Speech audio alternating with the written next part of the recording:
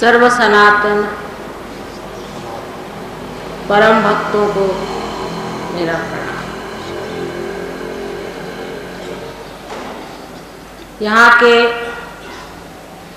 व्यवस्थापक, विशेषकर अध्यक्ष महाराज चुग साहब और इतरत्र सनातन धर्म मंदिर के चालक लोगों को मैं बहुत धन्यवाद देती हूँ कि हर बार ऐसी शुभ घड़ी मेरे लिए बड़ी आनंददायी, अत्यंत मधुर ऐसी बहुत ही सुंदर याद प्रतिबिंबित इस मंदिर में हो जाती है। सबसे बड़ी वजह यह है कि इससे पहले जितने भी महान लोग हो गए, अवतार हो गए, उनको किसी ने कभी समझा नहीं था। आपने सुना होगा कि ज्ञानेश्वर जी मंदिरों में जाते थे तो उनको मंदिरों में आना मना, नामदेव जी को मंदिरों में जाना मना था, जनाबाई को मंदिरों में जाना मना था। इसी प्रकार जहाँ जहाँ बड़े संत लोग हुए, मंदिर के दरवाजे उनके लिए हमेशा पता नहीं क्यों बंद रहते थे। लेकिन आज की इस आधुनिक स्थिति में ये बड़ी विशेष बात मुझे लगती है कि हमारे मंदिरों के जो संस्थापक तथा चालक है वो सत्य को पहचानते हैं और वो सत्य को समझते हैं। ये आपका परम भाग्य, क्योंकि ऐसे घर मंदिर होते कि जहाँ स्वयं ही किसी साधु संतों को आना मना हो जाए तो फिर ऐसे मंदिरों में वही लोग आकर जम जाते जिनको सिर्फ रुपया पैसा बनाना।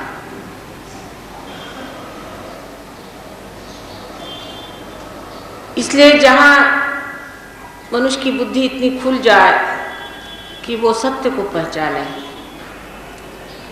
वहाँ हमारे जैसे लोगों को कितना आनंद होता होगा ये आप समझ नहीं सकते। अनादिकाल से यह जो सनातन धर्म है इसको बहुत लोगों ने विकृत भी करने की कोशिश की, लेकिन आज सिद्ध होता है जब मैं इस मंदिर में आती हूँ कि सनातन अभी तक सनातन बना हुआ है। जो कुछ बेकार था सो झड़ गया, जो गलतियां थी सो खत्म हो गई और ये दशा पे आ गया कि फिर से उसने पहचानना शुरू कर। सबसे ज़्यादा सनातन धर्म वालों ने पहचाना है। और अगर आप हमें कहीं कहें कि जाकर हम भाषण दें तो बहुत मुश्किल हो जाए, लोग पहचानेंगे।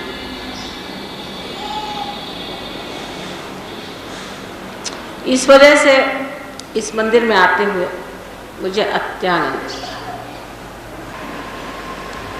परमात्मा के बारे में अगर कोई भी बात करता है इस आज कल की दुनिया में तो लोग सोचते हैं कि एक मनोरंजन का साधन है, इससे सिर्फ मनोरंजन हो सकता है। परमात्मा की को नाम की कोई चीज़ तो हो नहीं सकती, सिर्फ मनोरंजन मात्र के लिए। ठीक है, अब बुढ़े हो गए हमारे बाबा दादी तो ठीक है मंदिर में जाकर बैठे और अपने समय बिताएं, एक अच्छा तरीका है। घर में बैठ के बहू को सताने से अच्छा है कि मंदिरों में जाए। इससे ज़्यादा मंदिर का कोई अर्थ अपने यहाँ आजकल के ज़माने में लोग लगा रहे हैं। ये जो मंदिर में भगवान बैठे हैं इनका भी उपयोग यही लोग समझते हैं कि इनको जाके अपना दुखड़ा बताएं, ये तकलीफ़ है वो तकलीफ़ है और वो सब ठीक हो जाना चाहिए। लेकिन ये मंदिर क्या है, इसके अंदर बैठे हुए भगवान क्या हैं, उनका हमारा क्या संबंध है और उनसे कैसे जोड़ना चाहिए संबंध, आदि चीज़ों के बारे में अभी भी बहुत बातें गुप्त हैं। और ये बातें अनादिकाल से होती आई हैं। आपको मालूम है कि इंद्र को तक आत्म साक्षात्कार देना पड़ा। सो अनादि। करते करते ये बातें जब 6ठी सदी में सबसे बड़े हिंदू धर्म के प्रवर्तक आदि शंकराचार्य इस संसार में आए, तब उन्होंने खुली तौर से बातचीत शुरू कर दी। नहीं तो अपने यहाँ एक भक्ति मार्ग था और एक वेदों का तरीका था, जिससे कि गायत्री मंत्रादि कर। जब जब कभी भक्ति में लोग बिल्कुल बेकार चले जाते थे तो उनको खींचने के लिए ऐसे लोग आते थे कि जो कहते थे छोड़िए भक्ति और अपना चित्त हटा करके और निराकार, क्योंकि साकार में बिल्कुल बह चले जा रहे। और जब निराकार में बहुत बहकते थे तो उनसे कहने आते थे कि बाबा निराकार से कुछ फायदा नहीं होता, चलो साकार। लेकिन वो इधर से उधर जैसे कोई पेंडुलम चलता है ऐसे इंसान चलता रहा। और इसीलिए इन दोनों चीज़ों से आदमी ये समझ गया कि इसमें भक्ति भी है और निराकार भी है, ओंकार भी है और कृष्ण भी है। उसके बगैर हिसाब किताब बन नहीं सकता। सहयोग में आप दोनों के दर्शन पाते हैं, ब्रह्म के भी दर्शन पाते हैं और इन सब देवताओं के भी दर्शन पाते हैं। ब्रह्म की शक्ति जो है यह परमात्मा की प्रेम की शक्ति है जो चारों तरफ विचरण करती है। और जितने भी जीवित कार्य संसार के हैं, जैसे एक फूल से फल बनाना आदि जितने भी जीवित कार्य हैं वो करती है। हमारे अंदर भी वो कार्य करती है जिसे हम पैरासिम्पैथेटिक नर्वस सिस्टम कहते हैं, उसमें वो विचरण करके और कार्य करती है। ये तो ब्रह्म की शक्ति है। और इस शक्ति को जानने के लिए हमारे अंदर जो यंत्रणा परमात्मा ने की है, जो व्यवस्था परमात्मा ने की है, वो बहुत कमाल है। और इस यंत्रणा को करने के लिए उन्होंने हमारे उत्क्रांति में हमारे शरीर ही के अंदर अलग अलग देवताएं बिठाई।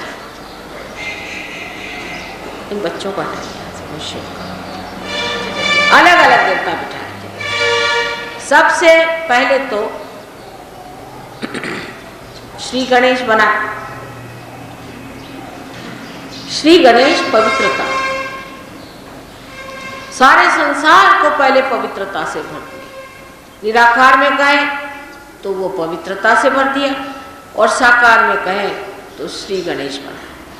बातें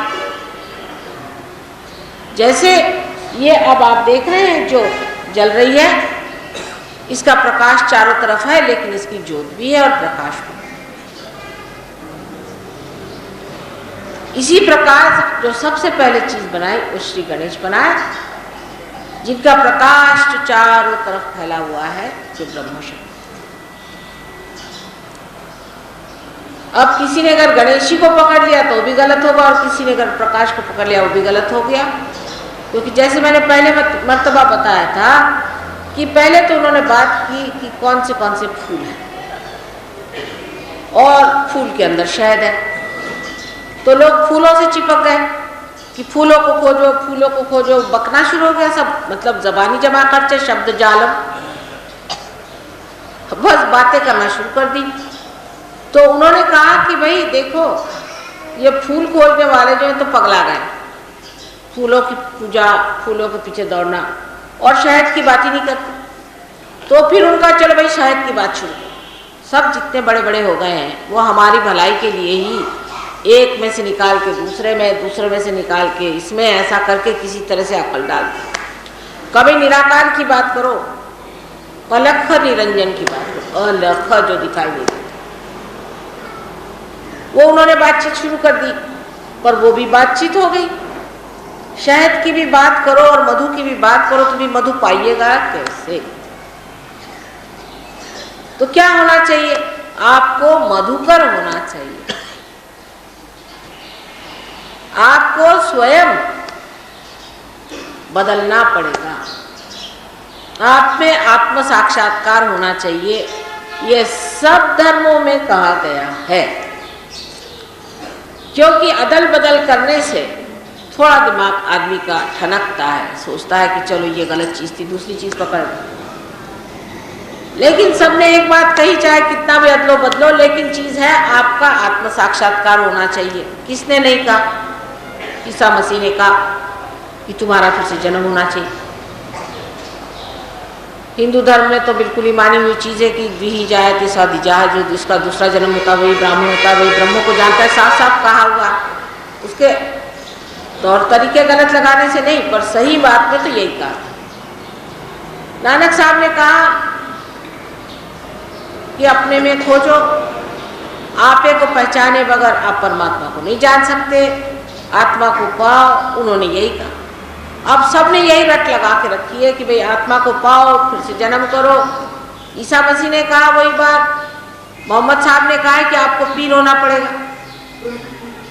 सबने जब एक ही बात कही है तो उधर ध्यान देना चाहिए कि सबने इसका अंतिम लक्ष्य एक बताया कि कितने भी चक्कर काटो लेकिन पहुंचना वहां, और उसका दिमागी जमा खर्च बना रखा है सबने, उससे नहीं मिलने वाला। आदि शंकराचार्य जी ने भी यही कहा कि बाबा दिमागी जमा खर्च। अब सहयोग में तो हम ये मानते हैं कि बुद्ध देव जिन्होंने निराकार की बात की थी, जिन्होंने ईश्वर की बात ही नहीं करी, क्योंकि उन्होंने सोचा कि ईश्वर की बात करो तो ये ऊपर टंग जाता है, ये फिर अपनी सोचते नहीं है। ईश्वर की बात करो तो सब अपने को ईश्वर समझने लग जाते हैं। बहुत से लोग वो सोचते हैं कि हम बिल्कुल निराकार हो गए, बहुत से लोग अपने सोचते हैं हम ईश्वर हो गए। इंसान का दिमाग ऐसा है कि जिस चीज से चिपका दो वही हो जाता है, और जो असल में है आत्मा वो नहीं होता। तो इस तरह से जब इंसान का स्वभाव है कि इससे चिपक जाए उससे चिपक जाए, तो बुद्ध ने भी क्या कहा कि ईश्वर की बात ही नहीं करो तो अच्छा है, नहीं तो ये ईश्वर को जेब में डाल लेते हैं, और जब जरूरत है जेब से निकाला, ईश्वर देख ये काम करना दे।